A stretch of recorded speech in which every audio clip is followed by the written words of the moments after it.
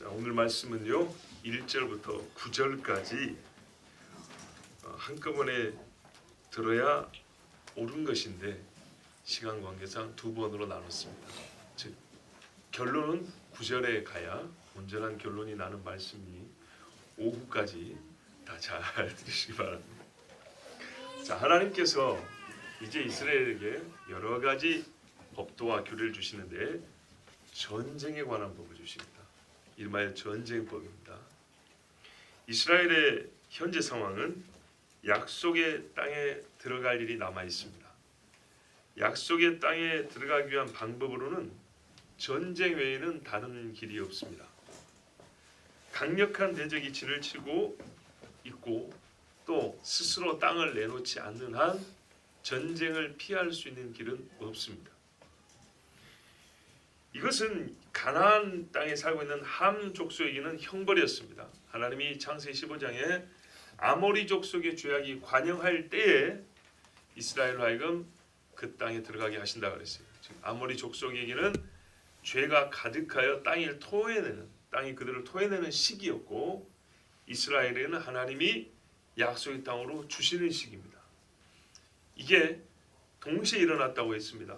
그래서 이 원리가 똑같이 이스라엘이 그 땅에서 범죄할 때는 역시 그 땅에서 하나님이 이스라엘을 토해내버리고 다시 이방 사람들을 그걸 옮겨놓는 일을 하셨습니다. 자, 이스라엘은 현재 언약이 성취 남아 있고 가나안에 있는 함 족속에는 심판의 날이 다가오고 있습니다. 따라서 이스라엘은 지금 싸움을 준비해야 될 때입니다. 어떤 사람들은 이 말씀이 바로 이런 상황에서 주어졌기 때문에 후의 이스라엘 역사나 오늘 우리의 신앙생활과는 무관한 정확히 그 당시에 주어진 시대에 적합하게 주어진 하나님의 말씀이다라고만 생각하는데 그렇지는 않습니다. 왜냐하면 가나안 정복과 같은 원리로서 전쟁은 계속 발발하기 때문입니다. 어느 민족이 죄를 지어서 그 죄가 관영하여 땅에 넘칠 정도가 되면 하나님이 전쟁을 통하여 쓸어버리시고 또 한 민족이 하나님 앞에 우상 숭배라든지 하나님을 모독하는 범죄가 가득하면 하나님 역시 또 다른 사람의 칼날로 그들을 쳐서 없애버리시고 이런 방법을 계속 반복하시기 때문에 오늘 이 말씀은 우리가 들어야 하고 여전히 하나님의 전쟁 원리, 전쟁법으로서 우리가 알고 있어야 합니다. 즉 전쟁은 죄로 인하여 내려지는 무서운 형벌이고 한편으로는 하나님이 주시는 복이 성취되는 때라 그런 말씀입니다. 반드시 그래서 반복될 수밖에 없습니다. 또 어떤 경우는 죄와 죄가 부딪혀서 일어나는 것도 전쟁입니다. 그렇죠. 서로 욕심을 부려가지고 싸우는 것도 전쟁이죠.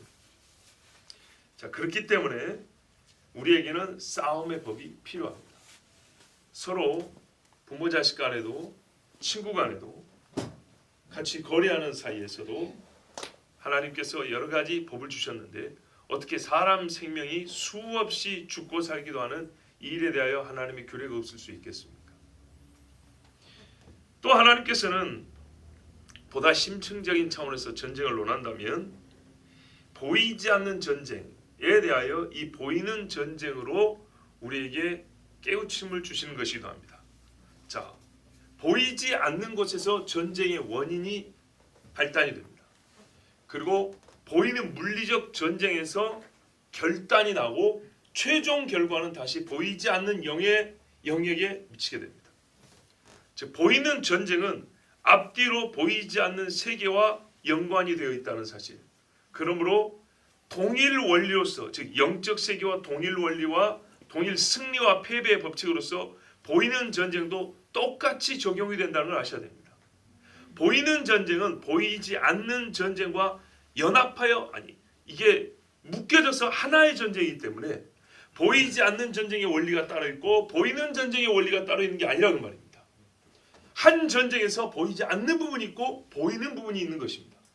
그래서 우리에게 쉽게 보이는 부분을 먼저 가르쳐주면 보이지 않는 전쟁에 있어서도 어떤 전쟁법으로 우리가 싸워야 이기는가 또는 어떻게 싸워야 하나님께 영광이 되는가를 우리가 배울 수가 있습니다. 자, 한마디로 어떤 방식으로 싸우느냐의 승패가 달려 있고 어떤 법으로 싸우느냐로 믿음의 존재 여부를 확인할 수 있기 때문에 믿는 자는 반드시 하나님의 말씀을 읽고 전쟁을 준비해야 됩니다. 말씀이 없는 전쟁은 필패입니다. 1절을 보시면 9절까지 여러분 한번 짧게 살펴보시면 전체적인 말씀의 뜻은 크게 세 가지입니다. 하나는 그 두 가지군요. 하나는 격려하여 이기게 하는 것이고 두 번째는 복을 정당하고 편한 마음으로 누리게 하시는 겁니다. 4절까지는 이기는 것입니다. 5절 이하에는 이기되 그 싸움에서 면제되는 자, 싸움에서 면제되지만 싸움의 승리를 맛보는 사람들의 이야기입니다. 한편으로 참 놀랍습니다. 복을 누리면서 이기고 편안한 마음으로 안식하면서도 이긴다. 이것이 하나님의 전쟁법의 기본이고 기초입니다. 보십시오. 오늘 말씀에는 요지를 말하면 하나님이 너와 함께 하시니 담대하라입니다. 그렇다면 한 사람이라 할지라도 이깁니다. 그렇기 때문에 이 한 사람이라 할지라도 이길 수 있기 때문에 모든 사람이 다 나서지 않아도 됩니다.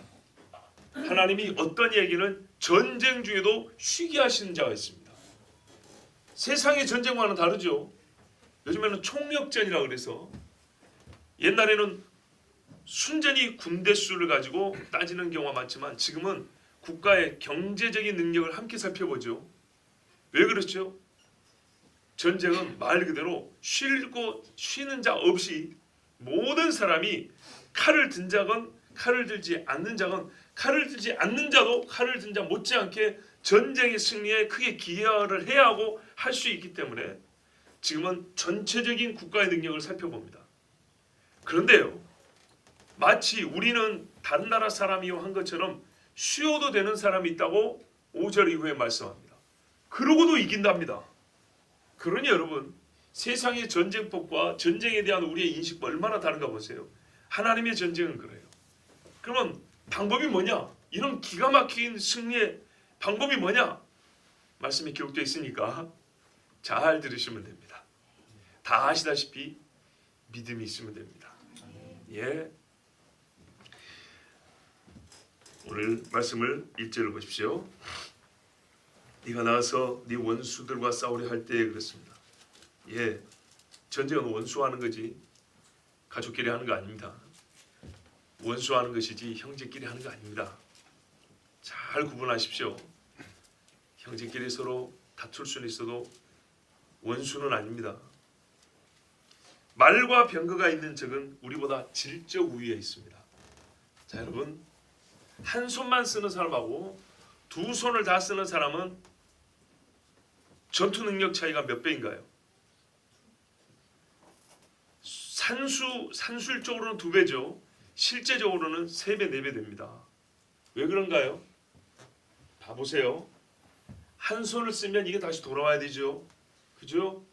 운동 능력이 제한되어 있단 말이에요. 근데 양쪽을 쓰면요, 이쪽 손 이쪽을 다 쓸 뿐만 아니라 반대쪽 손이 이 반대쪽 손의 반동을 사용할 수 있어요. 그렇죠? 한쪽 굳었다 해서 이거를 이렇게 입는 거하고 이렇게 한번 갔다가 이 반동에다 이걸 휘두르는 거하고 힘이 다르죠. 그렇죠? 조합을 다양하게 시킬 수가 있어요. 한 손 쓰면 뻔히 보이잖아요. 이쪽만 막으면 되잖아요. 근데 두 손을 다 쓰면 이쪽으로 2번 때리고 여기 하는 멀지 골고루 한 번씩 올지 밑에서 올지 위로 올지 알 수가 없죠. 그래서 여러분 2배가 아니라 3배, 4배 되는 거예요. 무슨 말이냐? 말을 탄 사람이 있으면 1대1로 싸웠을 때 몇 배의 능력이 있냐 정도가 아니고요. 말을 탄 사람이 10사람 있으면 전투 능력은 2배, 3배, 10배가 아니고 100배가 될 수도 있어요. 전투를 할 수 있는 방식, 전술도 달라집니다. 사람이 뛰면은 1m, 2m 벽도 넘기가 어렵죠. 말을 타면요. 순식간에 넘어버리죠. 예, 벽을 쌓아봐야 소용이 없게 됩니다. 사람은요, 화살 한 대 맞으면 쓰러지죠. 말은 어지간해서는 화살 한 대 맞고 안 죽습니다. 안 쓰러집니다. 돌파력이 다릅니다. 그렇죠? 사람이 땅을 걸을 때는 요만한 긴 창을 한 번밖에 못 씁니다. 이걸 들고 달릴 수는 없습니다. 멈춰서 오는 사람을 막을 수 있는 거지. 그러나 말을 타면요, 긴 창을 들고 뛰어가서 던져버릴 수가 있습니다. 전법이 완전히 달라집니다. 거기다 병거가 있답니다. 전차가 있대요. 사람이 갑옷을 입고 칼을 들고 100m 달리면 숨이 차죠. 가서 싸우려고 해도 못 싸워요. 그런데요, 마차를 타고 와서 1km를 달려간 다음에 내리면요, 쌩쌩하죠. 그래서 질적 차이가 어마어마하게 나는 거예요. 말이 있고 병거가 있는 거하고 순전히 보병만 있는 거하고는 엄청난 차이가 있는 거예요. 무슨 말이에요? 게임이 안 되는 싸움이에요. 그리고 적이 고지에 있고 내가 아래서 올라간다면요, 더욱 어렵겠죠? 그래요. 현대전에도 수비와 공격이 똑같이 총을 쥐어줘도 3대1 게임이라고 그랬어요. 그런데 병거가 있는 쪽이 있고 말을 타고 가는 기병이 있고 이쪽은 순전히 보병이고 저쪽은 산에 있고 우리는 땅 밑에서 올라가고, 그럼 어떻게 될까요? 100배의 군사력이 있어도 장담을 못합니다. 자, 여러분, 그렇다 하더라도 하나님 뭐라 했어요? 두려워하지 말래요. 이게 두려워할 상황 아닙니까? 그렇죠. 두려워할 상황인데 하나님이 두려워하지 말래요. 거기다가 수가 더 많대요. 맨 땅에서 2대1로 싸워도 못 이기는데 이런 기병과 전차가 있고 지리적 이점이 있고 지형지물을 이용할 수 있는 그런 유리한 점이 있는 사람들이 거기다가 수도 몇 배가 많다. 그러면은 진짜로 못 이기는 싸움입니다. 그냥 칼 놓고 도망가는 것이 상책입니다. 그런데 하나님 뭐라 그럽니까? 겁내지 말고 올라가랍니다. 실제로 그렇게 했던 사람 있죠. 갈렙 할아버지. 예, 85세 헤브론 산으로 올라왔는데 거기는 옛 이름이 기럇 아르바라. 아르바는 아낙 족속의 조상이라. 거인족의 조상. 거인족의 수도란 말이에요. 거인족이 수도니까 돌을 던져도 이만한 거 던지겠죠. 창을 던져도 사람 우리보다 몇 배나 큰 걸 던지겠죠. 활도요. 여러분 혹시 이 군사 무기를 잘 아는 분 계세요? 롱보우라고 들어보셨어요? 롱보우. 여러분 전차 잡는 헬리콥터 알죠? 아파치 헬리콥터라고 롱보우 레이더가 달려 있습니다. 그럼 어떻게 돼 있냐?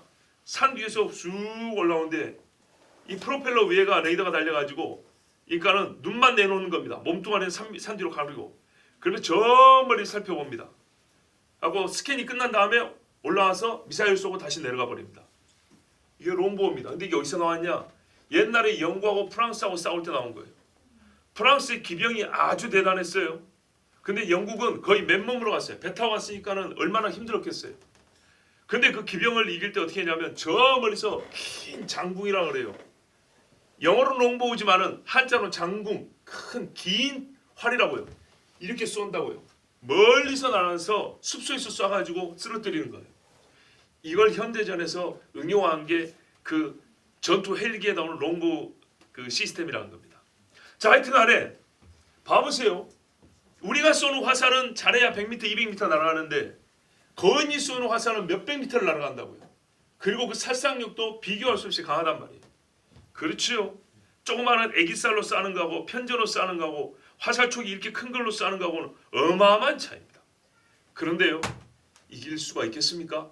없습니다. 그럼 하나님은 어떻게 이기해 주신다는 거죠? 그거는 모릅니다. 어떻게 해줄지, 벼락을 때려주실지, 우박을 때려줄지, 저희들끼리 치고받게 하실지, 땅을 갈아서 집어넣어버릴지, 우리에게 엄청난 전투력과 힘을 주셔서 한방 치면 거인이 쓰러지게 하실지, 그거는 모릅니다. 그렇지만 여러분, 중요한 건 뭐랍니까? 담대하라 합니다. 담대함을 잃어버리면 어떤 하나님이 능력을 줘도 사용할 수가 없고 그냥 지는 겁니다. 담대한다는 것 자체가 상식적으로 말이 안 되는 겁니다. 이것이 하나님의 전쟁법의 기본입니다. 두려워하지 말라. 전쟁법의 첫 계명은 두려워하지 말라. 근거는요, 여호와께서 함께 하심으로. 그는 전쟁에 능하신 분이요 강한 팔을 가지고 계신 분이시다. 옛적에 애굽에서도 그 대제국을 쓰러뜨린 분이 여호와시다. 너희가 이미 경험을 해봤다. 그 하나님을 경험해봤으니 절대로 두려워하지 말라. 이것이 믿음의 사람들이 싸우는 첫 번째 전쟁 방법 제1계명입니다. 두려워하지 마십시오. 사무엘상 14장 6절에 요나단이 자기의 무기를 든 소년에게 이르되 우리가 이 할례 받지 않은 자들에게로 건너가자. 여호와께서 우리를 위하여 일하실까 하노라. 여호와의 구원은 사람이 많고 적음에 달리지 아니하였느니라. 아멘. 역대하 13장 12절에도 보라 하나님께서 친히 우리와 함께하사 우리의 대장이 되시고 그분의 제사장들이 너희를 치려고 나팔을 불어 경고의 소리를 내느니라.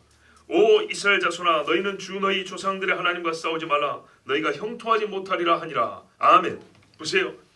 하나님이 우리 편이면 어떤 대적에도 두렵지 않은데 하나님과 다투고 하나님을 대지하는 자가 되면 오히려 하나님이 너를 치니까 너는 이기지 못하리라 합니다. 가끔 요 동네를 가다 보면 아니 우리 교회도 그랬어요. 처음 왔을 때 밖에서 한밤중에 시끄러운 소리가 나요. 이쪽 화장실인데 가보면 중학생으로 보이는 남자 여자애들이 한 6-7명 앉아서 담배 피우고 있어요. 그래가지고 나가가지고 얘들아 뭐하니? 이거 어디 학교 다니냐? 물어봤어요. 그래서 애들을 이제 좀 몰아냈거든요. 그 뒤로 안 오더라고요. 얼마 전에는 벽산 아파트 그 테니스장 있잖아요. 우리 족구장. 거기 갔는데 다 큰 애들이에요. 딱 보니까 고3이나 될 것 같아요. 3명이 와가지고 그래서 담배를 피더라고요. 그래서 제가 걸어갔어요. 혹시 미성년자 아니에요? 그랬더니 저 성년인데요. 그러더라고요. 고3 정도 보이는데 그랬더니 아 우리 성년이에요. 성년 그래요. 그래요? 그런데 좀 이따 한 명이 더 4명이서 이제 피고 갔는데 금세 갔어요. 근데 여러분 이 인간적으로 보면은 좀 무서운 일이죠. 어른이 담배 피는 거 뭐라 했다가 몰매 맞고 거의 막 반병신되는 그런 사건들 많죠. 근데 여러분 보세요. 항상 이런 일을 할 수 있는 게 아닙니다. 내가 뭔가 하나님 앞에 좀 걸린다 싶을 때는요. 한 사람 있어도 말을 못 붙입니다. 저의 경우에. 근데 하나님께서 나와 함께 하신다는 이런 믿음도 있고 내가 오늘 좀 표현이 그렇지만 매우 쉽고 단순한 표현. 내가 오늘 아침에 기도 열심히 했어. 이런 날은요. 희한하게 용기가 생깁니다. 3명이면 4명이든 상관없이 가가지고 그냥 말합니다. 다른 게 아닙니다. 어제와 오늘 뭐 전투 능력이 차이가 생겼을까요? 어제보다 하루 더 늙은 오늘 아닙니까? 그런데요. 오늘 기도하고 아침에 새벽에 은혜 받잖아요. 그러면 그런 용기가 생긴다고요. 근데 내가 하나님 앞에 뭔가 마음에 걸려오잖아요. 그러면은 한 사람이라 할지라도 가까이 가기 어려워요. 무슨 말이냐면 나는 알거든요. 하나님 앞에 정하지 못할 때는 하나님이 어린아이를 통해서도 나를 칠 수 있다는 것. 나는 말씀을 통해서도 알고 경험으로도 알아요. 하나님은 아무리 연약한 자라도 쓰고자 하는 자는 정말 강하게 하시고요. 아무리 스스로 강하다 생각해도 하나님이 아니다 하면 걸어가다가 다리가 이렇게 삐에서 넘어지게 하시는 분이에요. 순간 한 방에 머리에 현기증이 일어나서 야이씨 가다가도 그 자리에서 쓰러지게 할 수 있는 분이 하나님이에요. 나는 정확히 믿어요. 그건 하나님 믿어요. 그래서 여러분 우리가 하나님 앞에 표현하자면 하나님 앞에 자신 있을 때는요. 사람 앞에 자신 있어도 괜찮아요. 하나님 앞에 자신 없잖아요. 그러면 사람 앞에도 나서지 마세요. 죄만 짓고 해만 당할 뿐이에요. 자 2절 보세요. 싸움터에 가까이 가면 뭐하냐? 제사장이 나서래요. 그래요. 왜 전쟁인데 군대 대장이 먼저 안 나오고 제사장이 나올까요? 이게 여호와의 싸움이기 때문입니다. 제사장이 장군도 아니면서 백성들에게 먼저 말한 이유가 여기 있어요. 이 전쟁이 군사적 행위의 성격만 가지는 것이 아니기 때문에 믿음을 증거하고 믿음을 확인하는 시간이에요. 하나님이 함께함으로 말미암아 갖게 되는 담대함, 이 존재 예배를 확인하는 시간이에요. 그리고 이 담대함이 있는 자에게는 하나님의 약속이 다시 들려져야 되는 시간이에요. 그래서 제사장이 먼저 나옵니다. 현대전에서도요. 군목이 있다는 걸 얼마나 큰 복인지 모릅니다. 실제로 옛적의 영화들을 봐보세요. 군목들이 전쟁에 나가는 군인들을 위해서 기도해 줍니다. 눈물을 흘리면서 다 아멘 이러고 나갑니다. 그런데 여러분 그 중에는 형식적으로 죽기 싫어서 아멘 하는 사람도 있겠죠. 그러나 최종적으로 볼까요? 하나님 앞에 기도하고 나가는 군대가 항상 이겼습니다. 그 중에 가짜가 있었을지라도 아주 형식적으로 기름 뿌리는 신부가 있었다 할지라도 그 중에 정말 믿음 있는 사람들 하나님 앞에 기도한 사람들 정말 이겼어요. 저도 한번 말씀드렸는데요. 저 신학교의 성교학 교수님이 말씀해 주신 거예요. 옛날에 월남전에서 어떤 사람이 군인이죠. 지뢰를 밟았어요. 발목 지뢰 같은 거. 발목이 날아가 버립니다. 출혈이 많으니까 곧 있으면 죽습니다. 지뢰밭이에요. 아무도 못 들어갑니다. 여러분 나라도 들어갈 수 있겠습니까? 지뢰밭에. 그런데 거기 왔던 군목이 있었대요. 군목이 그 사람을 보더니 이 사람은 군목은 전투병도 아니잖아요. 그런데 그 지뢰밭을 뛰어가더래요. 라고 그 부상당한 사람을 업고 나왔답니다. 이게 실화입니다. 실화.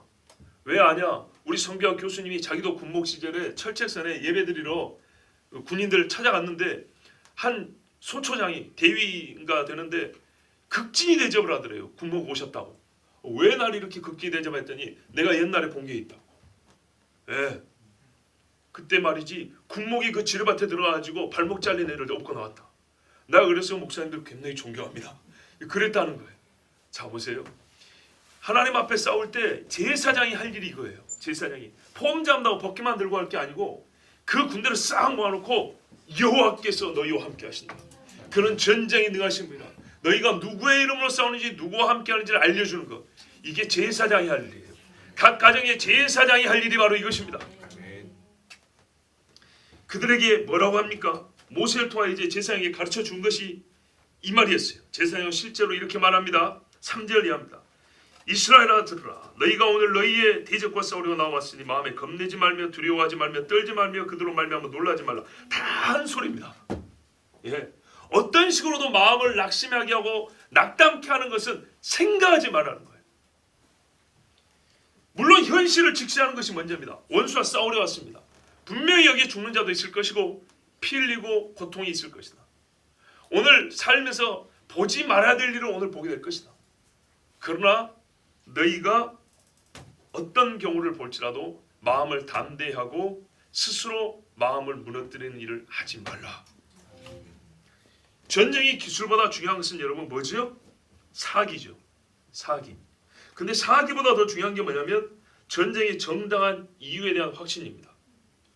순간적으로 와 할 수 있는데 마음에 계속 의문이 드는 거예요. 우리가 왜 싸워야 되지? 요 의문이 들면 그 순간에 불은요 기름이 금세 타지만은 사그라져 버리죠. 그런 것처럼 사기는 꺾여버립니다.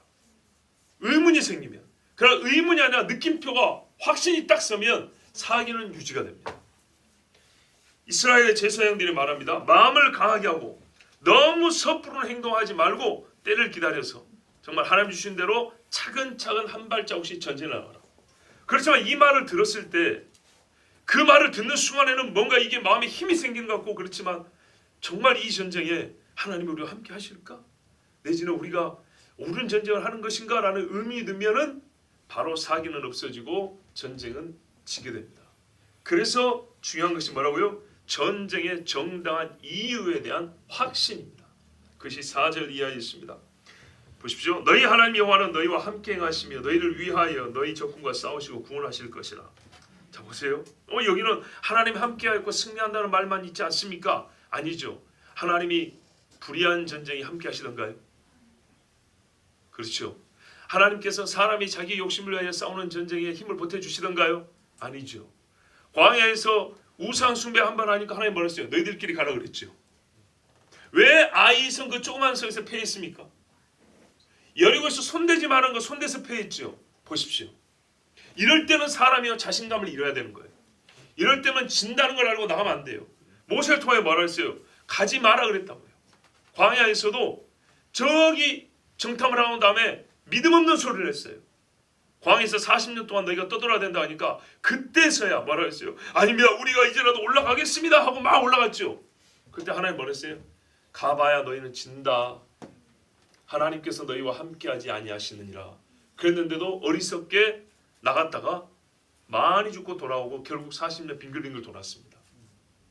그러므로 여기 제사장이 여호와께서 너희와 함께 하신다는 말의 대전제는 뭐냐? 너희가 오늘 거룩하다는 말이에요. 너희가 지금까지 믿음을 가졌다는 말이에요. 여기에 감춰진 사실, 전제된 사실을 배제하면 안 돼요. 그러지 않고 그냥 이 말씀 들으면 우리는 선동되는 거예요. 믿음의 군대로 선동된 군중일 뿐이에요. 믿음이 있고 하나님 말씀에 순종하는 것이 전제되었을 때 하나님 주시는 자연스러운 담대함이 있어요. 그런데 앞에 조건을 보면 이게 무너지게 돼 있어요. 너무 무서우니까 철병으로 달려오니까 그때 뭐라 그래요? 너희가 하나님 앞에서 담대한 자가 되었다면 그 담대함을 유지하라는 거예요. 왜요? 너희가 하나님 앞에 담대하다는 것은 깨끗하다는 뜻이고 믿음이 있다는 것인데 그 깨끗함과 믿음을 보시고 너희와 함께 하신 하나님이 너희 앞에 누가 있든지 너희가 어떤 상황에 처하든지 간에 여전히 계시니까 이 사실이 바뀌지 않았으니까 눈앞에 보이는 것 때문에 하나님이 함께 하신다는 사실이 바뀐 것처럼 너의 마음을 무너뜨리지 말고 하나님이 함께 하신다는 이 사실을 붙들고 있어라. 그래야만 반드시 이긴다입니다. 요나단이 보세요. 아비 사울보다 정직했습니다. 그는 혼자 있어도 담대했습니다. 다윗을 보세요. 온 이스라엘이 블레 사람 거인 앞에 벌벌 떨었습니다. 예? 갈렙 할아버지가 싸워 이긴 그 거인 앞에서 이 후예들이 말이죠. 수천 명이 군대가 있는데도 벌벌 떨었습니다. 아니 하다못해 멀리서 활이라도 쏴야 될 거 아니에요 그러면. 근데 아까 그 활 쏜 놈 나와봐 그럴까봐 아무도 나서지를 못하고 있었어요. 근데 다윗이 어떻게 해요? 성경을 보세요. 나가야 될 이유를 찾았어요. 겉보기에는 뭡니까? 왕이 저 할례받지 못한 자를 치면 무엇을 준다 하였는가 할 때 사람들이 세금을 면하여 주고 그 딸을 아내로 준다 하였다. 또 물어봅니다. 왕이 저 거인을 쳐 죽인 자에게 무엇을 준다 하였습니까? 그러니까는 세금을 면하주고 그 아버지 집을 존귀하게 하고 자기 사위를 삼다 했다. 그러니까 형이 뭐라 그랬어요? 큰형 엘리압이 이놈 새끼가 양치로 보내놨더니 전쟁 구경하러 와가지고 지금 이 벌벌 떠는 형들 창피하게 만나면서 막 뭐라 그랬죠. 그때 다윗이 뭐라 했어요? 내가 어찌 이유가 없으리까? 당신들은 군인인데도 불구하고 하나님을 못하고 하나님의 군대 이스라엘을 모욕하는 저자를 무서워서 벌벌 떠고 있는 이것이 잘하는 것입니까? 나는 내 귀로 들은 이상 하나님과 하나님의 군대를 모독하는 자를 그냥 두고 갈 수가 없습니다. 그러면서 큰형한테 나이 차이가 몇 살인데 막 소리쳤습니다. 그리고 내가 나가겠소. 그리고 다윗이 나갔어요.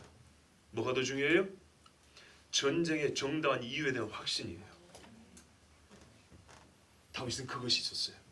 그래서 하나님이 함께한다라는 믿음으로 달려가 이겼어요.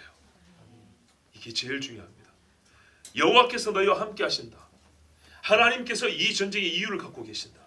하나님께서 이 전쟁에 나를 쓰시는 것이 확실하다. 하나님께서 이 전쟁에 나를 쓰신다는 것은 내가 지금 하나님이 쓰시는 도구가 될 정도로 깨끗한 그릇을 하나님이 쓴다고 그랬는데 내가 정한 자가 된 것이 확실하다. 오죽 했으면 하나님은 뭐라 그랬어요? 호렙산에서 말씀을 받을 때도 3일 동안 여인을 가까이 하지 말라 그랬어요. 다윗이 뭐라 그랬습니까? 배가 고파 죽겠습니다. 제사장이여 먹을 것을 주십시오. 하나님께서 받으신 진설병을 지금 물려낼 교태할 때가 됐는데 그 떡덩이면 너희가 먹을 것이 되겠다마는 원래 그는 제사장이 먹게 돼 있다. 그러나 오늘 생명을 살리기 위해서 하나님께서 너에게 허락하신 줄 안다. 단 한 가지 조건만 갖고 있으면 된다. 너희가 깨끗하냐? 다윗이 뭐라 그래요? 평일이라도 우리가 깨끗할 것들. 지금 목숨을 위하여 도망치는 상황에서 우리가 어찌 여호와 앞에 더러움을 가지고 도망칠 수 있겠습니까? 걱정하지 마시고 주십시오. 그래서 그 진설병을 받아 먹었어요. 그것이에요. 하나님 앞에 깨끗함이 있으면요 제사장만 먹을 수 있는 떡을 손을 대어 먹어도 해를 당하지 않아요. 이게 제일 중요한 거예요. 바로 이 사실이 전제된 것을 알기 때문에 제사장이 하는 말이에요. 이것이 전제된 사람들에게 주시는 승리의 약속이에요. 너희와 함께 하시니 하나님이 너희와 함께 하시니 너희는 두려워하지 말라. 아멘. 그러므로 이스라엘 군대에 요구되는 것은요 믿음과 거룩입니다. 이스라엘이 두려워할 일은 적군의 중다함과 적의 무기가 아니라 하나님이 우리와 함께하지 않는다는 것이 제일 두려워할 일입니다. 그럼 어떤 경우에 하나님이 우리와 함께하지 아니하냐? 하나님 앞에 짐승 한 마리 잡아들이지 않고 나간 것, 법궤를 안 가지고 간 것? 아니요. 믿음이 없는 것, 더러운 것. 이것은 하나님이 우리를 버리게 만드는 길이고 오히려 하나님이 나를 대적하여 싸우게 하시는 이유가 됩니다. 그러므로 여러분 하나님의 이름으로 싸울 때는 항상 믿음과 거룩함을 가지고 있어야 합니다. 아멘. 그래서 하나님은 이 두 개를 결합해서 붙인 이름인지 모르지만 성경에 경건의 능력이라고 그럽니다.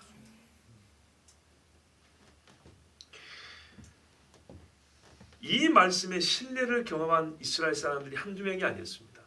그렇죠? 어떤 의미의 신뢰라면 정말로 하나님이 함께하사 승리하게 하신 그 신뢰. 아까 여러 사람 이야기를 들려드렸습니다. 근데 반대로 하나님 앞에 믿음을 가지지 못하고 정결하지 못하여 오히려 여호와께서 우리를 버리시고 패하게 하심을 경험한 사람들도 많이 있었습니다. 시편 44편에 보면 그때의 고통이 잘 기록되어 있습니다. 고라자손을 위하여 쓴 시라고 되어 있는데 실제로 고라자손이 불렀는지 아니면은 누군가가 불렀는지 잘 모르겠지만 여호와께서 함께하지 않는 전쟁의 참혹함과 그 비참함을 경험한 자가 우리에게 남겨준 시입니다. 그런데 놀라운 것은 뭐냐면 하나님께서 우리와 함께하지 아니하심을 우리가 적에게 넘겨졌으며 우리가 죽임을 당하였으며 조롱을 당하였으며 욕보임을 당하였으며 이야기거리가 되었습니다. 수치가 우리 얼굴에 덮였나이다. 그랬어요. 그러면 여러분 그 다음에 어떻게 해야 되죠? 이제 하나님 아예 떠나야 됩니까? 아니죠. 아이성에서 아간의 범죄를 발견하고 이제 제거한 다음에 다시 하나님 앞에 기도하고 나갔죠. 그런 것처럼 이 시편 44편의 시인도 그렇게 합니다. 우리가 하나님 앞에 전제는 뭐예요? 하나님이 함께하지 않았다는 것은 우리가 부정했다는 뜻이고 우리가 믿음이 없었다는 뜻이죠. 그렇게 해서 불순종한 가운데 전쟁에서 하나님이 패하게 하심으로 우리가 패함을 겪고 고통을 당하는데 그때에도 우리는 주를 원망하지 아니하였습니다. 그런 말이 있습니다. 44편 17절 이하에 보면 이 모든 일이 우리에게 임하였으나 우리가 주를 잊지 아니하며 주의 언약을 어기지 아니하였나이다. 우리의 마음은 위축되지 아니하고 우리 걸음도 주의 길을 떠나지 아니하였으나 그랬습니다. 그리고 우리가 잘 아는 말씀이 있습니다. 우리가 종일 주를 위하여 죽임을 당하게 되며 도살할 양같이 여김을 받았나이다. 이거는 예수님과 예수님을 믿는 사도와 곧 우리의 이야기도 합니다. 때로 하나님께서 우리를 버리신 것 같이 보일 때가 있습니다. 그런데 뭐라고 말합니까? 도살할 양같이 여김을 받을 때에도 우리가 주의 길을 떠나지 아니하고 우리의 마음이 위축되지 아니하고 주를 버리지 아니하였습니다. 이것을 근거로 이렇게 기도를 마칩니다. 주여 깨소서 어찌하여 주무시나이까. 일어나시고 우리를 영원히 버리지 마소서. 어찌하여 주의 얼굴을 가리시고 우리의 고난과 압제를 잊으시나이까. 우리 영혼은 진토 속에 파묻히고 우리 몸은 땅에 붙었나이다. 일어나 우리를 도우소서. 주의 인자하심으로 말미암아 우리를 구원하소서. 아멘. 행여 혹시 우리가 거룩하지 아니하고 믿음이 없으므로 주님이 패하게 하시는 고통을 겪었다면 이 시인처럼 이제 다시 기도하십시오. 아멘. 하나님, 제가 지금이라도 마음을 새롭게 하여 믿음으로 주님을 쫓겠습니다. 세상의 것을 버리고 거룩한 군사가 되겠습니다. 아멘. 그리고 기도하십시오. 그러므로 나를 도와주소서. 아멘. 나를 구원하소서. 그러면 하나님께서 살리시고 구원하십니다. 아멘. 주께서 부른 군대는 잘 보십시오. 가장 강한 군대가 아닙니다. 사람의 눈으로 보기에 가장 강한 군대가 아니라 하나님이 모으시는 군대는 가장 훌륭한 군대입니다. 그 훌륭함이란 군사훈련이 잘 됐다는 말이 아니고 믿음으로 채워진 군대, 이것저것을 닦아도 오염된 물질이 묻지 않는 군대입니다. 이 군대가 하나님의 보시기에는 가장 훌륭하고 좋은 군대입니다. 이 군대가 하나님의 이름과 이름이 쓰여진 깃발을 들고 나갈 수 있는 군대입니다. 정결하고 믿음이 있는 군대. 그렇다면 이 군대는 누구도 두려워할 필요가 없습니다. 피 흘림의 고통과 몸에 지치는 수고가 있을지라도 패함은 결코 없습니다. 여러분, 이제 우리 자신을 한번 살펴보십시오. 옛적에 구원받음, 즉 이스라엘이 출애굽할 때 하나님이 행해 주신 그 구원이 지금 오늘 내가 믿음을 갖게 충분한 이유가 되지만, 우리가 전에 하나님께 받은 은혜가 지금도 내가 믿음을 가져야 될 충분한 이유가 되지만, 혹시 그 믿음을 많이 잃어버리지 않았는가? 어느 날 주께서 막 나를 매를 칠 때 회개의 눈물로 깨끗이 씻어졌는데 다시 개가 그 토한 것을 먹듯이 내가 더러운 것을 다시 속으로 집어넣은 그런 사람은 아닌가? 그렇다면 하나님이 함께하지 않습니다.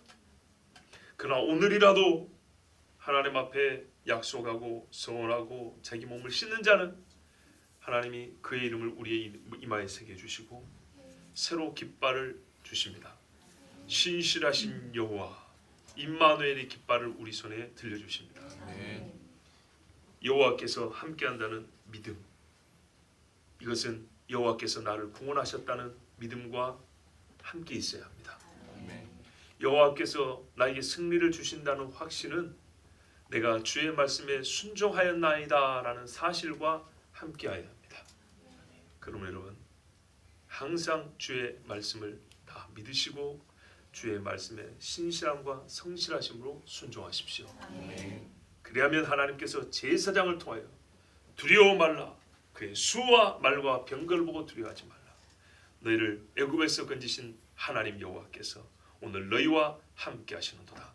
담대하라, 믿음의 용사여. 우리 주께서 말씀하여 주십니다. 기도하겠습니다.